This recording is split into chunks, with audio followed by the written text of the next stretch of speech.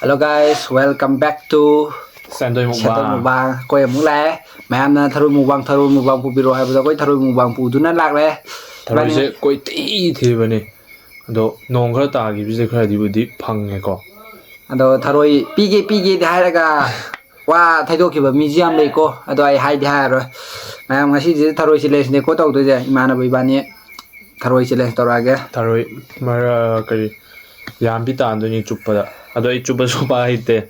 Ya de si lau tau de ko maya. Si ya de ko. Yatum amri ta ya tawre. Sida koi pokham am thamam le sida Tharoi thoren thada na ba. Hai budi hai ba du ru amu mo hai ta ya ba. Adu ki ni da. Se mayam dudi sa boin horage.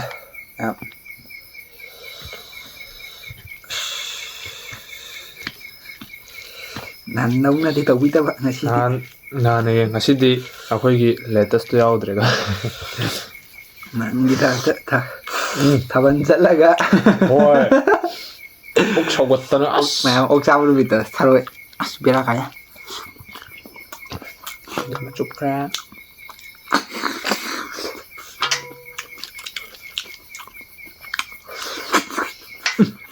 Chắc cho bay.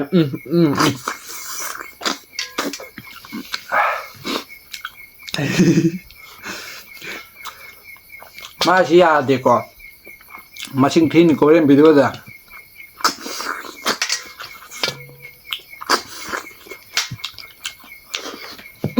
Chắc cho rồi mà. Chắc là ra đi. Tharoi challenge. Kaya thong om ta.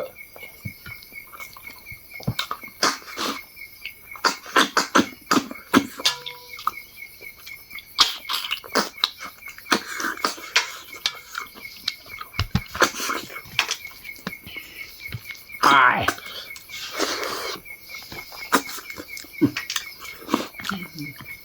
Tharoi achau ni super nuai kwa. Achau bo jo di chup ya de.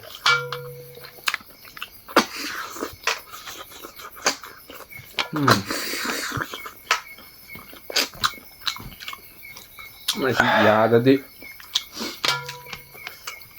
Adu ya de ko. Tharoi yau da bero ko. Ai yang na kana. Tharoi ya yi sa.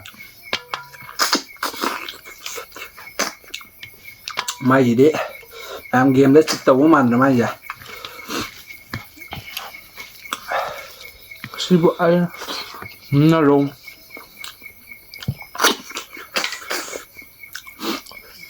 Oduga. Masih jo. Yuan ma do. Adu yaudre. Ma si cha da ro kam hai ba.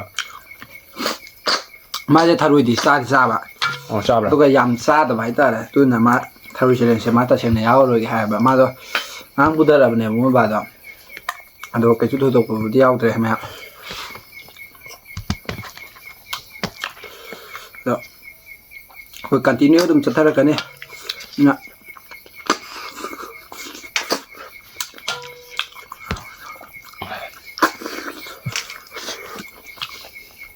Cha na sa de Tharoi da chup le.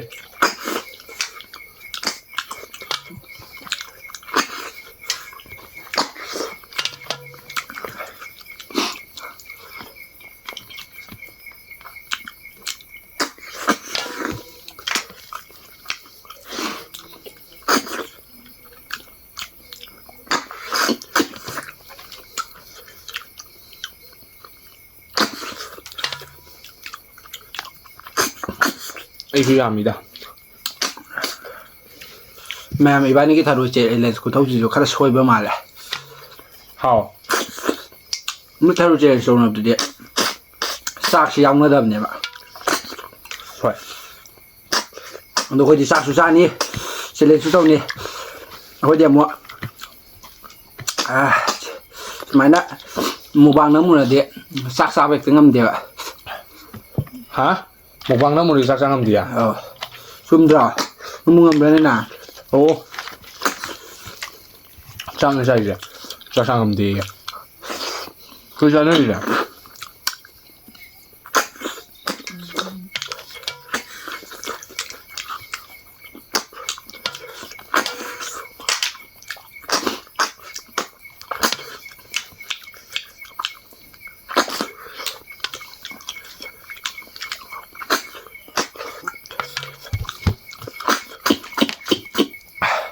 싹싹 짱싸대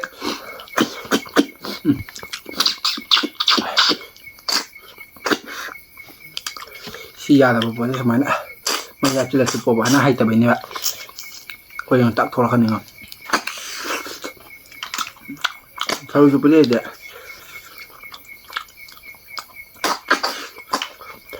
hay Twbi gì à nhưng cái đối trùng thua là đâu mà thì một có khai sản mà đi 마게 다루시 렌세 맴 야야 데들 까면 하비라 뭐 마이 만맘 야오리 마이 데 다루이 잡은 데 이제 좀 하나를 sup래 되시데 아니 형 그래도 super ngay gì à 진짜 ngay gì à 강해 아니 hôm đang super ngay điểm đó rồi 진짜 ngay hả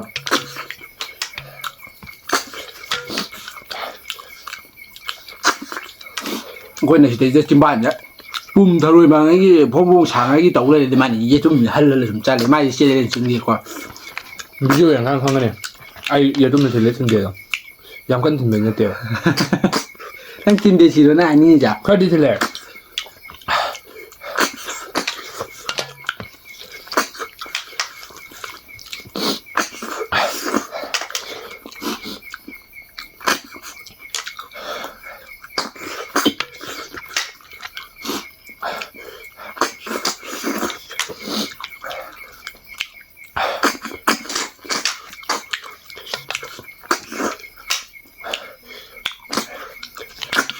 มันไม่กี่ตลบหรอก รู้ใช่ อะไรเนี่ย aku udah mata mahal loh map cak sekon sare kalau ada tuh tok kayak tau gitu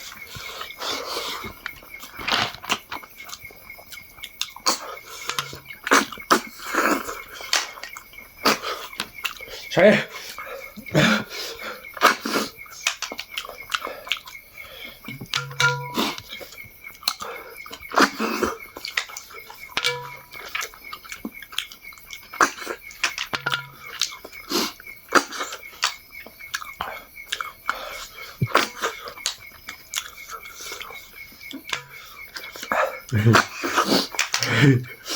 นั่งตาเต่าเด้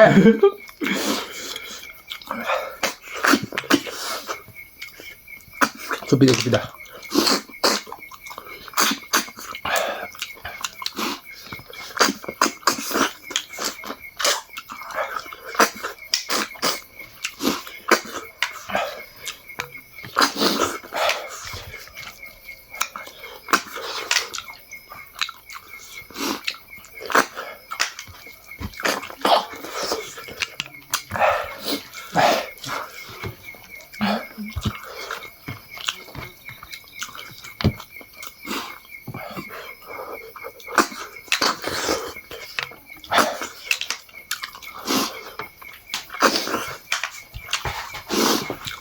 Ini 어디야? 알래 뭐야 근데 저게 빨리 이래 쟤는 저로 그래서 가는 남자로 형도 할말 막 아무나 하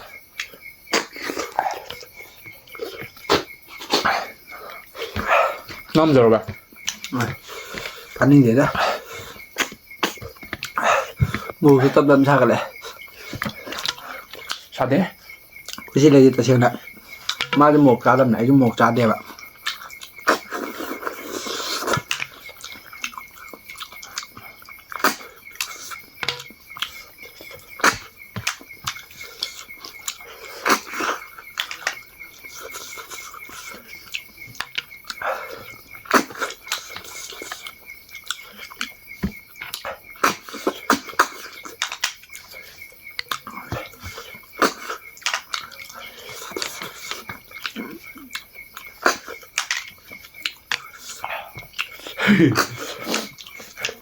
mai bé khai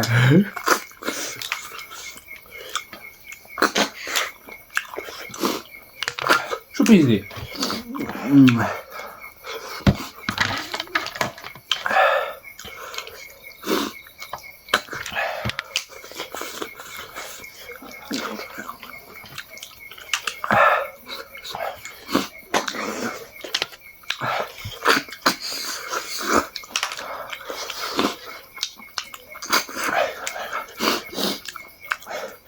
ꯃꯌꯥꯝ ꯑꯩ ꯆꯨꯞꯄꯤ ꯆꯨꯞꯇꯦ comment ꯑꯗꯨꯝ ꯍꯥꯏꯕꯤꯔꯝꯃꯨꯀꯣ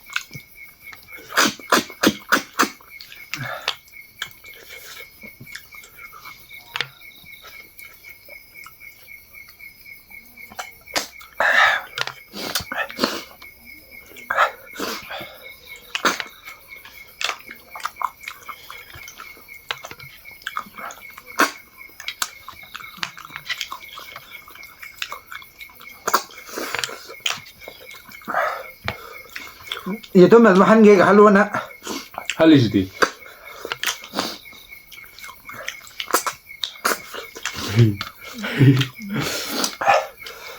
마이지 베라 가래와 마이지 예좀 한 바가 진짜 주바가 도비다나 뭐 짝만하래요 지디 묵방니 지뭐 셀레서니 예 쭈비데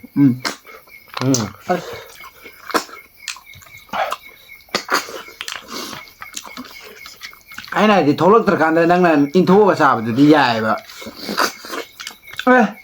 좀 답이다네 지나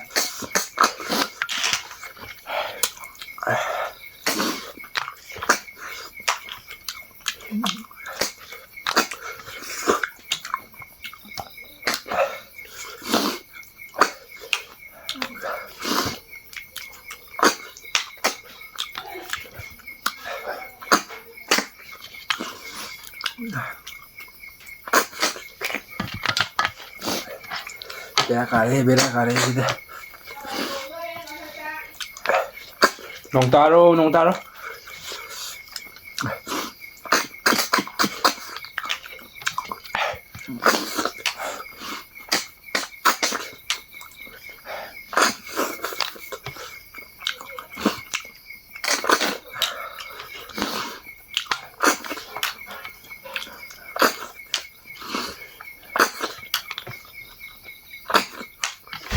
Oi, don't touch. 아니 Oi, 다들라니 oi. 다른 게 다루 지낼 때 당기 한 번 더 걸어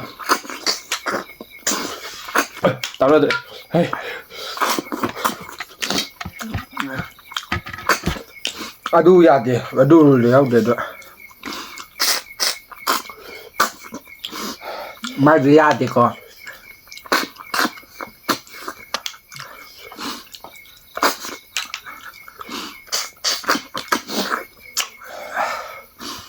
Mày thằng đi rồi là sạc rồi đi cái núa mang cái đầu này sai gì đấy hai rồi 자, 걔 보면 해.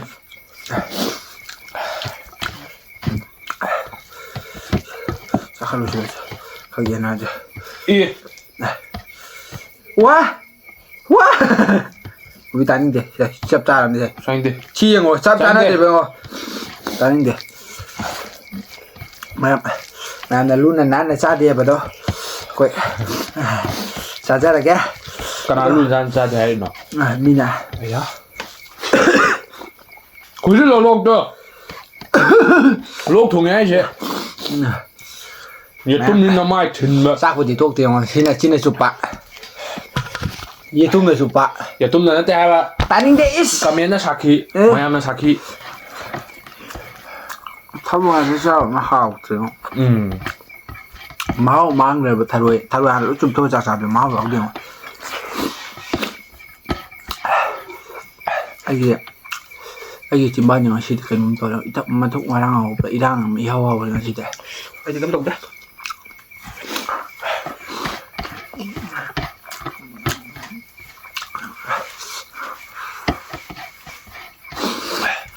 농어 수로 하누바 하누비 따우타로 낭증 맞던 그말로 코피라이 용짜니 바로 이게 맛있는 티저 여러분이니까 헤헤헤 이제 좀 야합니다 Thiêu mà Masing thi bao giờ lại có anh nhìn gì à anh đi thi thế anh tôi có thi cái ô mày rồi anh mà đi bao hôm three four five A few moments later. 47 48 49 yang ke mathur 50 Sendoi 51 yang ke manga 52 yang ke teruk yang ke tadet yang ke nipat yang ke mapat 60 61 nãy mà mầm thi ra cái gì à 63 64 65 66 thi dâu kìa 66 adudi mayam kudum kai ba yetunga chinga su yadre ko nandai ma su mai thi de chum la ne kai nom di to han ba ya ba ne ma like cái gì này tao hey graduate mayam yadre ko hoi ge sab na me singa ko ga jo me china amarom da lakchai do kharam ju khuta wa kai ba khut ki ju lakcha ba la e do adune ju tai jamam aina hele ko tharoi ju ja ma sai de ge kari yetum na tawga toy do jo dum mayam pha uram ni da hoi achupa manga truk laujara ju manga do lu kai wa ayam banadi ma yetum na hale mayam uram ni da sa mai thok ma yong da 90% di chupi je 90% chupi ba mayam asi thajau no ko machine ki wa thajau AI po thajau no do ni ma tai je ba toksinai ne AI can replace the human work mayam sa ba ju loi da ne da mayam like khoi de subscribe mayam nong thi da tharo ba sabiro autu sabiro hai ba ko tharo mung cha jare mamang ki video du jo like kumba views kumba khara wat le akoi bit hal le ba ado mayam gi like comment adagi subscribe china akoi gi jo motivate tori ne ba ana mayam na tu topiro hai do ko tharoi jo chi da karai de do phol lak pa taro ga tori ne ba da ai ta senga tal la ne ba mane yaman da da ge tawra bane ai ta senga bit che sung yaw batre na mayam na nung sibiro khoi view jo ka han biro subscribe su tobio khoi yari bom khai khoi mayam gi damok ta pen na ba mayam na si tobiro to tawjara ke ba ado mayam ngasi di bye bye like subscribe kau bini ko bye